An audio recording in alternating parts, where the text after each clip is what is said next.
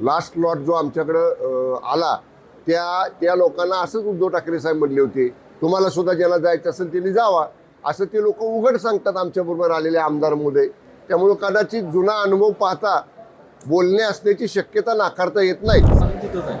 आता संजय राऊत बोललेत ना, आता ते संजय राऊत काय कितपत खरं बोलतात, त्याच्यात किती तथ्य असतं, पण तरी सुद्धा बघा कोण फुटले का शिवसेनेचा अजून एकही खासदार आहे तसा त्यांचे 9चे 9 खासदार आहेत. सगळेजण म्हणतात आम्ही काय समक्ष बैठकीला होतो, काय म्हणतात आम्ही ऑनलाईन बैठकीला होतो. जोपर्यंत त्यांच्या खासदारांचा असा काही वेगळा निर्णय होत नाही तोपर्यंत त्यांच्याकडे संशयानं कशासाठी बघायचं? काय त्यांच्याकडे संशयानं बघण्याचा अर्थ नाही. त्यांनी कुठं वक्तव्य केले का? त्यांनी कुठं त्यांची पक्षाची बैठक बुडवली का? पक्षाच्या विरुद्ध काही वक्तव्य केलं का?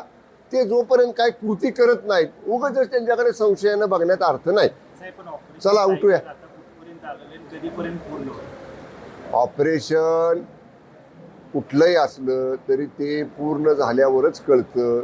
त्यामुळं आणि विशेषतः अशा पद्धतीचे ऑपरेशन ही थोडीशी काळजीपूर्वक केली जातात. मला आपल्याला एवढं सांगायचं आहे, जर असेल ऑपरेशन तर सक्सेसफुल झाल्यावर कळेल. ओके. ज्यांना सोडून जायचं त्यांनी जा असं जे एक विधान उद्धव ठाकरेंनी केलं अशी चर्चा चालू आहे. त्याबद्दल संजय राऊतांनी सांगितलं की मी पूर्ण वेळ तिथं होतो, असं कोणतंही विधान त्यांच्याकडनं केलं गेलेलं नाही या बैठकीमध्ये. आता तेच बोलले ना, मग आता काय असं विधान केलं असं मागच्या वेळी केलं होतं.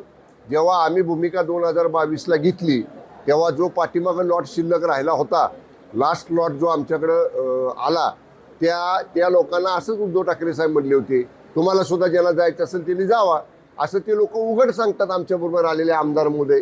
त्यामुळं कदाचित जुना अनुभव पाहता बोलणे असण्याची शक्यता नाकारता येत नाही.